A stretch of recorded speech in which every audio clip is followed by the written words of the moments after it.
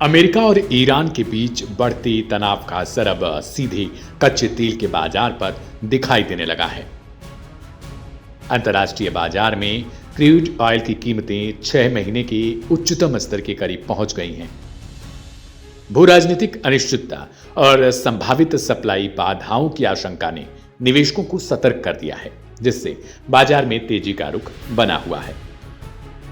वैश्विक बाजार में ब्रेंट क्रूड करीब 71.99 डॉलर प्रति बैरल और वेस्ट टेक्सास इंटरमीडिएट यानी WTI करीब 67.05 डॉलर की आसपास पहुंच चुका है। इस सप्ताह ब्रेंट में करीब 6% और WTI में 5% से ज्यादा की बढ़त दर्ज की गई। घरेलू वायदा बाजार MCX पर 20 फरवरी 2026 को मार्च एक्सपायरी वाला कच्चा तेल शुरुआती बढ़त के बाद करीब 6,050 रुपए प्रति बैरल के स्तर पर सपाट कारोबार करता हुआ नजर आया। तेजी की बड़ी वजह के तौर पर अमेरिका के राष्ट्रपति डोनाल्ड ट्रंप का ईरान को दिया गया अल्टीमेटम वजह माना जा रहा है, जिसमें परमाणु समझौते पर तय समय सीमा के भीतर बातचीत का दबाव बनाया गया है। साथ ही अमेरिका द्वारा मिडिल ईस्ट में सैन्य मौजूदगी बढ़ाने की खबरों ने भी बाजार की चिंताओं को बढ़ाया है। दूसरी ओर ईरान और रूस की स्ट्रेट ऑफ हॉर्मुज में संयुक्त नौसैनिक गतिविधियों ने भी जोखिम प्रीमियम को ऊंचा रखा है। यह समुद्री मार्ग वैश्विक तेल आपूर्ति का करीब 20% वहन करता है, इसलिए यहां किसी भी तनाव का सीधा असर कीमतों पर पड़ता है। कुछ दिन पहले ही ईरान ने स्ट्रेट ऑफ हॉर्मुज को कुछ वक्त के लिए बंद कर दिया था। ईरान ने ऐलान किया था कि इस दौरान यहां से कोई भी जहाज नहीं गुजर सकता, और ठीक वही हुआ।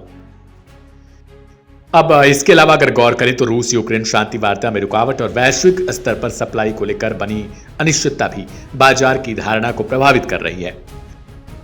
विश्लेषकों का कहना है अमेरिका और चीन में भंडार घटने के संकेत से बाजार में टाइटनेस दिखाई दे रही है, जबकि ओपेक प्लस उत्पादन बढ़ाने की दिशा में काम कर रहा है।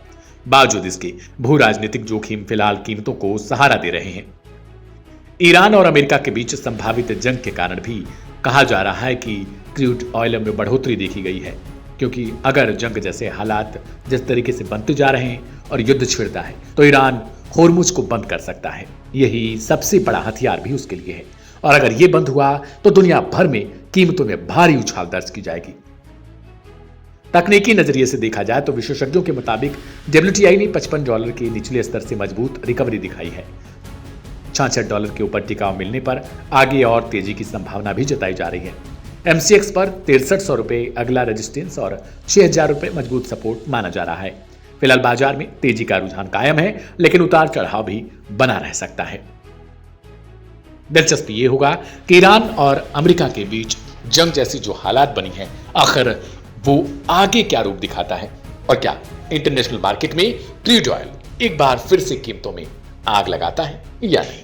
आपकी क्या राय है, कमेंट बॉक्स में जरूर लिखें।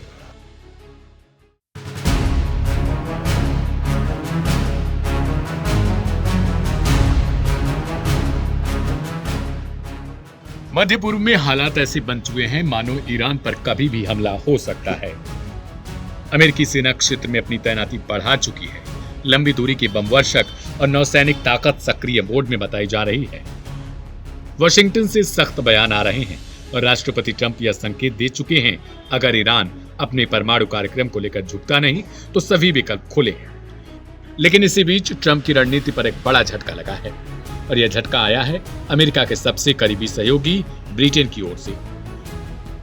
ब्रिटेन के प्रधानमंत्री स्टामर ने साफ कर दिया है, ईरान पर संभावित हमले के लिए ब्रिटिश वायुसेना यानी RAF रॉयल एयर फोर्स के ठिकानों का इस्तेमाल नहीं करने दिया जाएगा।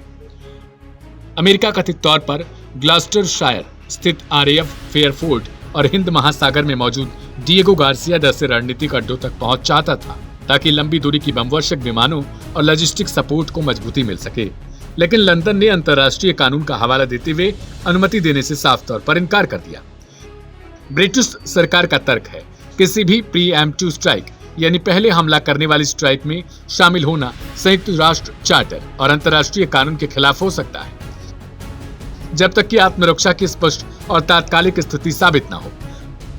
लंदन ने यह भी कहा है कि वह पहले भी ईरान के खिलाफ प्रत्यक्ष सैन्य कार्रवाई से दूरी बनाए रख चुका है और केवल अपनी संपत्तियों तथा सहयोगी बलों की सुरक्षा तक ही सीमित रहा है। यहीं से कहानी में मोड़ भी आता है। अमेरिका के लिए डिएगो गार्सिया सिर्फ एक एयरबेस नहीं है, बल्कि हिंद महासागर में रणनीतिक ताकत का केंद्र है। यह अड्डा चागोस द्वीप समूह का एक हिस्सा है और दशकों से अमेरिका ब्रिटेन की साझा सैन्य मौजूदगी का प्रतीक भी रहा है। प्रस्ताव कि इस द्वीप समूह की संप्रभुता मॉरिशस को सौंपी जाए, जबकि डिएगो गार्सिया को 99 सालों के लिए लीज पर रखा जाए। ट्रंप पहले ही समझौते पर असंतोष जता चुके हैं और अब आरएएफ ठिकानों पर रोक ने उनकी नाराजगी और बढ़ा दी। ट्रंप का कहना है, अगर ईरान परमाणु कार्यक्रम को लेकर समझौते पर नहीं आता तो क्षेत्रीय सुरक्षा के लिए निर्णायक कदम जरूरी होंगे। लेकिन ब्रिटेन का इनकार यह दिखाता है कि पश्चिमी गठबंधन के भीतर भी सैन्य कार्रवाई को लेकर एक राय नहीं है। उधर ईरान लगातार कह रहा है कि उसका परमाणु कार्यक्रम शांतिपूर्ण उद्देश्यों के लिए है और वह किसी भी हमले का जवाब देने में सक्षम है। तेहरान की चेतावनी है कि अगर उस पर हमला हुआ तो जवाब सिर्फ सीमित नहीं रहेगा, बल्कि पूरे क्षेत्र में असर डालेगा। विश्लेषकों का मानना है कि खाड़ी क्षेत्र में किसी बड़े संघर्ष की स्थिति में तेल आपूर्ति, वैश्विक बाजार और समुद्री व्यापार पर गहरा प्रभाव पड़ सकता है। इस पूरे घटनाक्रम ने विशेष संबंध कहे जाने वाले अमेरिका ब्रिटेन रिश्तों को भी कसौटी पर लाकर खड़ा किया। एक तरफ वॉशिंगटन सख्त रूप अपना रहा, वहीं दूसरी तरफ लंदन कानूनी वैधता और अंतर्राष्ट्रीय समर्थन की शर्त रख रहा है। तो क्या अमेरिका बिना ब्रिटेन की मदद के आगे बढ़ेगा? क्या डिएगो गार्सिया से केवल सूचना देकर ऑपरेशन संभव होगा, या आरएएफ ठिकानों की अनुपलब्धता रणनीति को प्रभावित करेगी? और सबसे बड़ा सवाल, क्या कूटनीति आखिरी पल में युद्ध रुक पाएगी? फिलहाल मामला बेहद संवेदनशील है, क्योंकि अमेरिका तैयारी पूरी कर चुका है। कहा यह भी जा रहा है कि अमेरिका सिर्फ और सिर्फ दिन को खींच रहा है। वो कभी भी स्ट्राइक कर सकता है, किसी भी वक्त कर सकता है। लेकिन दूसरी तरफ ईरान ने भी कह दिया है कि आओ देखते हैं किसमें कितना दम है।